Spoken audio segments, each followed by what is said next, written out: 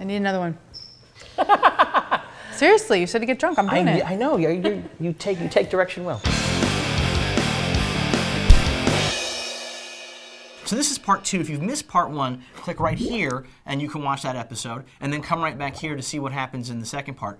To catch you up to speed, Amber Benson has had a couple of gin and tonics. She might be having a little bit of a good time. Dr. Andrea Letamendi, who is a clinical psychologist, who is a cosplayer, and who studies cosplay, has been bringing us some really interesting insight into that world. And Allison Goertz, my friend, singer-songwriter, has been repping the real geek girl. We have this false sense of limited resources that growing up, we're collectors. We acquire things, comics, art, toys, and we grow up as geeks feeling like there's a limited sort of pot, like only so many people can get these things. And we really feel this sense of entitlement. So when someone comes across the scene, sort of late in the game, and they say that they're a geek or they get in with our stuff, we feel this sense, it's threatening. Isn't cool a limited resource? Isn't the more popular something is, less cool it is? We have this false sense of limited resources. There actually is so much more out there than what we think. Like to people that have had it for a long time. Yeah. Like That exclusivity thing is crazy. No, I think so too, but I still play into it sometimes, and I Yeah, but don't understand you, the But don't the you? flaw I in mean, it, it's that feeling of when you discover a band and then you go to the mall and they're playing that band you discovered 5 years ago in the mall. And you're like, oh, for Christ's sake, this is this is terrible. She has a great song though about that. That song, that piano song. That is her best song. But you can't change what people like. If your mom likes 2.5 men, be polite. But shouldn't it be the opposite? Shouldn't we want people to be excited about these things so that they become mainstream and that they're accepted? I want success for people I care about in some senses. I want success. I'm gonna. This is not devil's advocate. This is 100% how I feel. I do not want the things that I like to be mainstream at all. I don't. I don't want that. But I think that's because you know what happens when things become mainstream. Because to become mainstream, they have to. It's not just because it's more around. You have to take the edges off to get mainstream. You have to milk it. You have to milk it out a little bit. It's not that they're successful. It's that there's a stigma with mainstream culture that kind of dilutes the things you love. I'm a flamboyant geek girl. Like I will wear the Star Wars T-shirt and have like the Star Wars tattoo, and I'll carry around a lightsaber, and I'm just going to the bank. I've heard you talk about stormtroopers. I do. I love. That's not flamboyant. I mean, just talking about. Just talking about. No, she knows like the group. What are they called? What is that? First. Yeah, I've had dinner with this woman and heard her talk about this, and she knows her back and forth.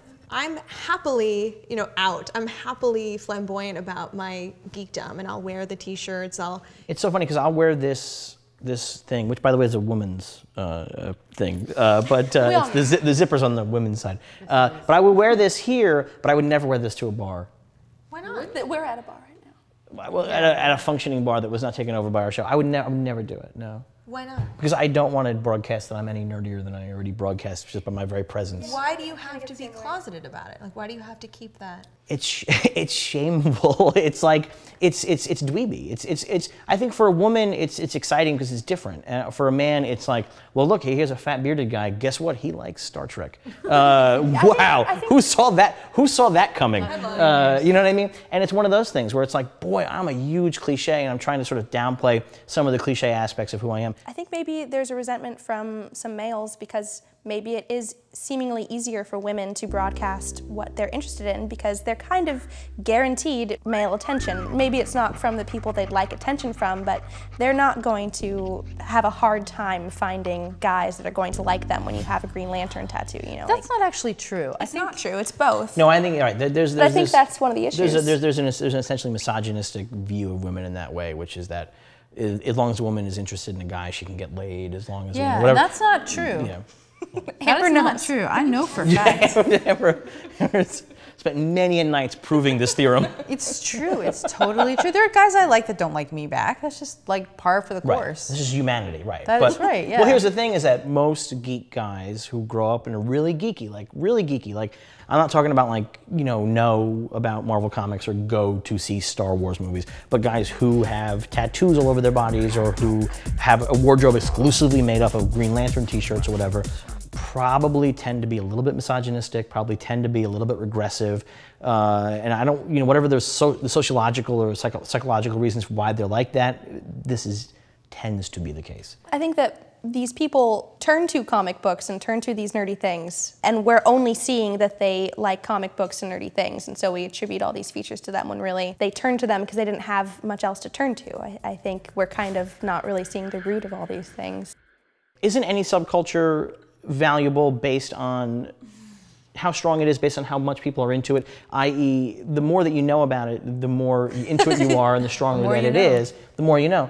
To bring it back to sports, if we get to the point where it's like, well, you like this team because they're in the playoffs and they're your hometown team, you aren't as big a sports fan as the guy who's showing up every single game. Even when they suck. Even when they suck. Even when they're bombing out for 4 years straight, you're still showing up every single day. Isn't there a level of elitism that's actually... It's a pissing contest, though. I think it has to do with this false sense of ownership. Right. That even, let's take football fans. So football fans, I don't really watch a lot of sports, but I hear football fans saying things like, you know, my team's playing this weekend, or dude, our team totally won, and I'm like, how is this your team? Like, are you a player? Are you the coach? Are you writing for the website? How is this your team? And it's just an affiliation. So there's this like false sense of ownership that I am part of this group, and you know, unless you show and demonstrate to me, like prove yourself, you're not part, you know, you don't have the same ownership. But you and I deserve makes this you feel ownership. special. But you and I have both branded ourselves with our fandoms. We both have tattoos for our specific Where's fandoms. your tattoo? Yeah, From what's our your arm tattoo? over here. Take it off. Take it off. I will. Take it off. I will. Take it off. I Let's think Let's see. I got this live on stage at a. We are. I think we're sort seriously. of rival.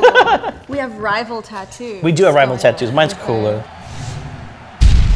Is there such a thing as a fake geek guy?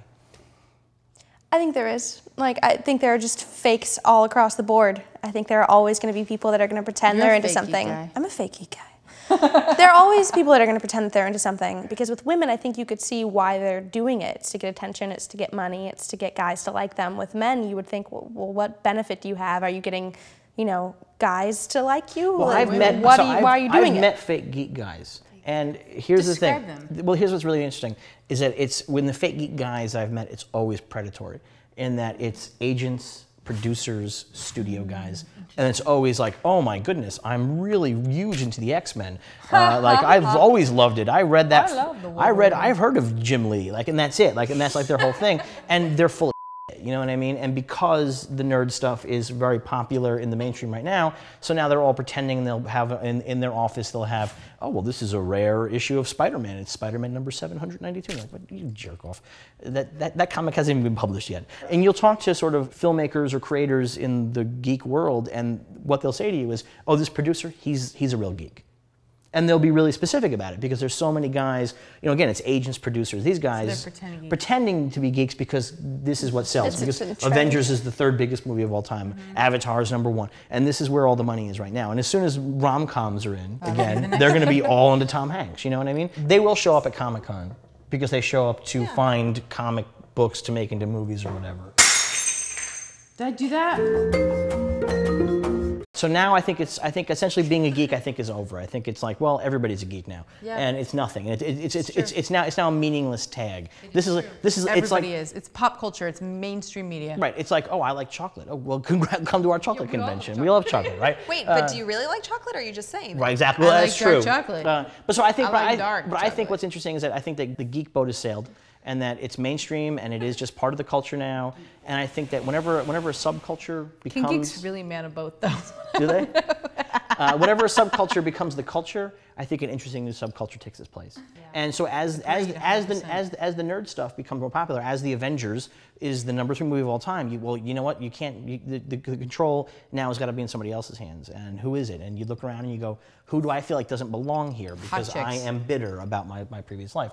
And that's what they're pointing at. Right. That's what they're They need to pointing take a written test before getting into a convention. Right. Yeah, you can't play in our pool because you don't know what we know. So the fact that we're even discussing the idea of women nerds means that we've begun to hit a critical mass where there's enough women in the community, and they're being vocal and feeling comfortable and taking control. So to me, again, I understand it's irritating and a pain in the ass, but I think that's the only way that change happens. Got to burn our bras to come back to like we're just people. And that's the show. That's the show.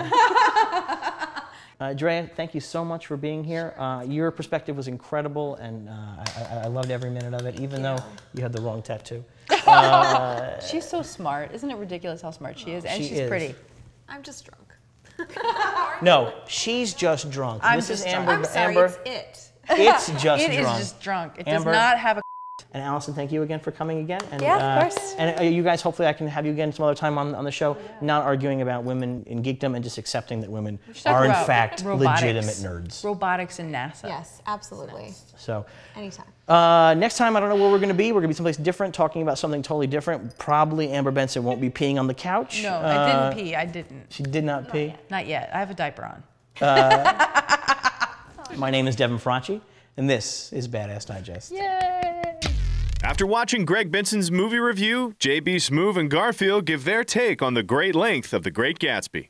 Uncle Al and Jack review the Bullet to the Head trailer and then dispute Sly Stallone's status as an American icon and aging action hero. Jesse Miller crashes the red carpet premiere of Delhi Safari to get the inside scoop on The Hobbit.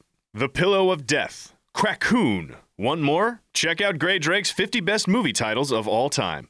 Ben Lyons dishes on The Hobbit Part 1, as well as Matthew McConaughey's dramatic weight loss, and parental guidance director Andy Fickman stops by. Devin Faraci sits down for a drink with a panel of geeks to explore the origins of the fake geek girl.